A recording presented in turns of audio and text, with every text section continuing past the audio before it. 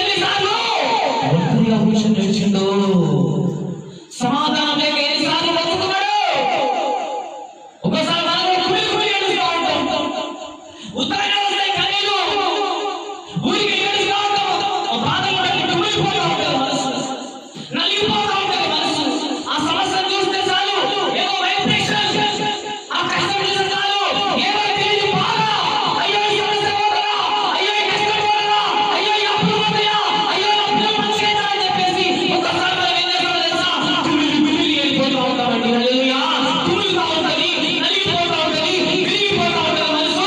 రకరకాల వేదనతో ఏం చేస్తామో తెలుసా, ఎవరికి చెప్పుకోకుండా ఏం చేస్తామో తెలుసా, ఏడుస్తూ ఉంటామండి మనలో మనమే. ఆ కుష్టిలో కూడా ఎన్నిసార్లు ఏడ్చిందో. ఏడవడా, ఏడలేకపోవచ్చా, ఏడలేకపోవచ్చా, ఏడ్చుకోవచ్చు. అక్కడ కృతజ్ఞత రాయబడలేదు కానీ ఆయన మన బాధలు బట్టి ఏమి చేస్తే ఖచ్చితంగా ఏడుస్తాడు. మనం చిన్న బాధ తప్ప ఏడవండి, చిన్న బాధ తప్ప ఏడుస్తామా, ఏడుస్తాము. అయ్యో అని చెప్పేసి పెట్టుకుంటా ఉంటాం. ఏమైతుందో అని చెప్పేసి మనం వేదన పడతా ఉంటాము కదా. ఆయన కూడా ఏడ్చిండు, ఆయన కూడా కుమిలిపోయిండు, ఆయన కూడా దిగజారిపోయిండు, ఆయన కూడా నలిగిపోయిండు. కానీ ఏదో తెలుసా, చివరికి ఒక శుభవార్త తెలిసింది. హల్లెలూయా. ఏం తెలిసింది?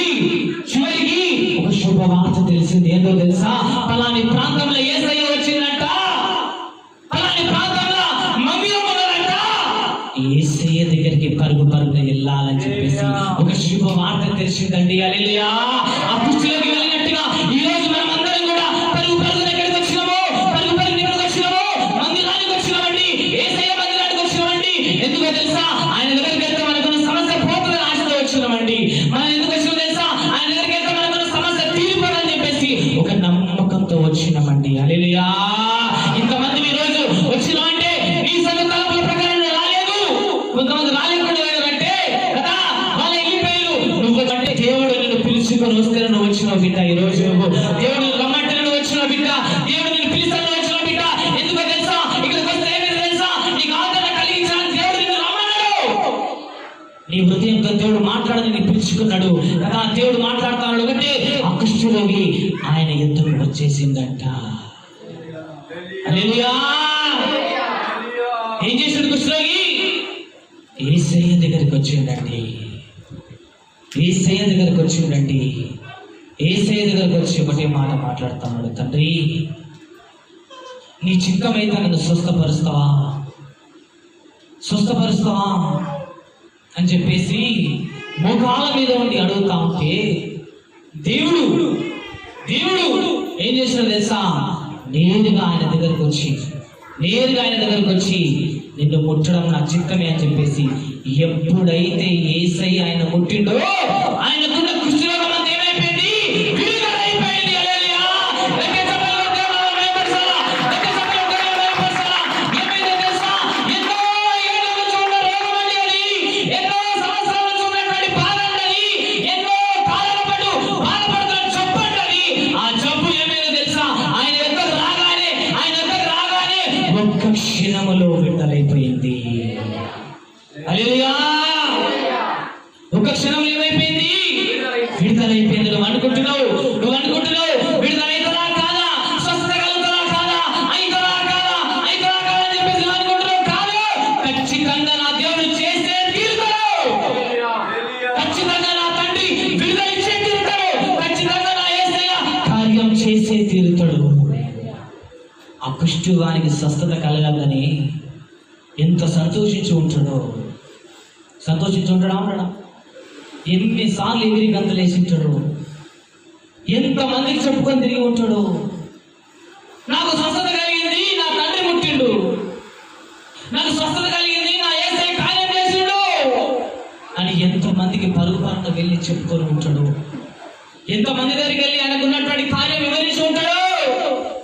అందును బట్టి ఏమి జరిగింది, యేసయ్యకు మహిమ కలిగిందండి. హల్లెలూయా. ఈ రోజు అపుస్తులకు ముందున్నటువంటి దేవుడు ఈ రోజు సూటిగా నీతోనే మాట్లాడుతున్నాడు, సూటిగా మీతోనే మాట్లాడుతున్నాడు, సూటిగా మనందరితో మాట్లాడుతున్నాడు, సూటిగా మన సంఘంతో మాట్లాడుతున్నాడు. ఏంటో తెలుసా, కుష్ఠరోగి విడుదలిచ్చినటువంటి నేను మీకు కూడా విడుదల ఇవ్వబోతున్నా అని చెప్పేసి అంటా ఉన్నాడు. కుష్ఠరోగి ముట్టిన నేను మిమ్మల్ని కూడా ముట్టబోతున్నా అని చెప్పేసి అంటా ఉన్నాడు. కుష్ఠరోగి జీవితంలో కార్యం చేసిన నేను మీ కుటుంబంలో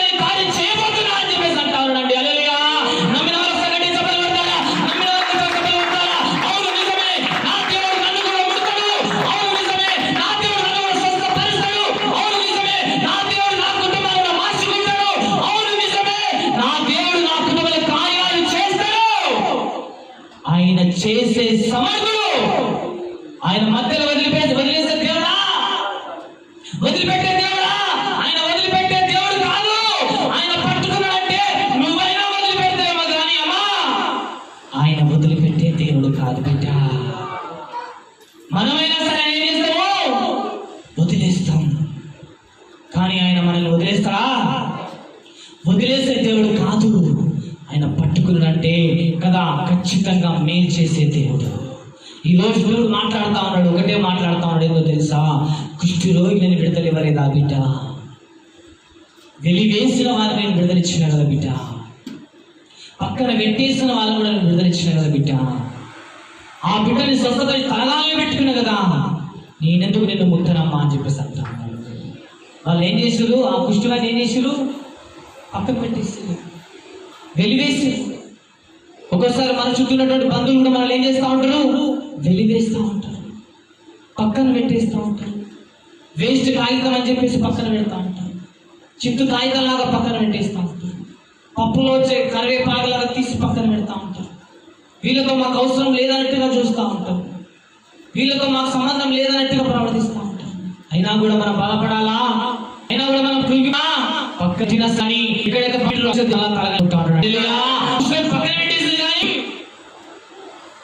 దేవుడు ఏం చేసిండు తెలుసా? అక్కడ అంత మంది ఉంటే దేవుడు ఎవరిని చూసిండు? కుష్ఠరోగిని చూసిండు. హల్లెలూయా. ఈరోజు దేవుడు నిన్ను చూస్తాడు. హల్లెలూయా. ఈరోజు దేవుడు నన్ను చూస్తాడు. ఎందుకో తెలుసా? నిన్ను ముట్టడానికి, నిన్ను బలపరచడానికి, నిన్ను స్థిరపరచడానికి, నీ కుటుంబంలో కార్యం చేయడానికి దేవుడు నిన్నే చూస్తున్నాడు. హల్లెలూయా. నమ్ముతున్నారా? నమ్ముతున్నారా? నిన్నే నిన్నే నమ్ముతున్నానయ్యా, నన్ను నన్ను వీడిపోవయ్యా. నిన్నే నిన్నే నమ్ముతున్నానయ్యా, నన్ను నన్ను వీడిపోవయ్యా.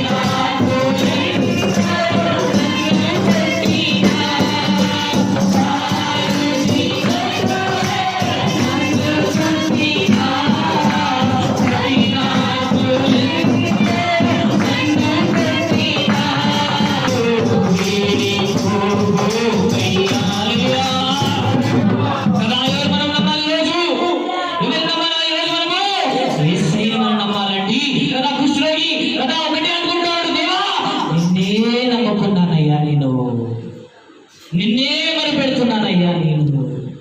నన్ను వెలివేసే జీవితం తండ్రి, నన్ను పక్కకు నెట్టేసే జీవితం తండ్రి, నన్ను చీకొట్టిన జీవితం తండ్రి, పోరాడిన జీవితం తండ్రి, అసహించుకున్న జీవితం తండ్రి, చీ అని చెప్పేసిన జీవితం తండ్రి. అయ్యా నాకెవరు దిక్కులేరు నాయనా, నిన్నే నమ్ముకున్నాను యేసయ్యా, నిన్నే ఆరాధిస్తున్నాను యేసయ్యా, నీ దగ్గరికే వస్తున్నాను ప్రభువా, నిన్ను స్తుతించడానికే వస్తున్నాను యేసయ్యా, నీకు మొరపెట్టడానికే వస్తున్నాను తండ్రి.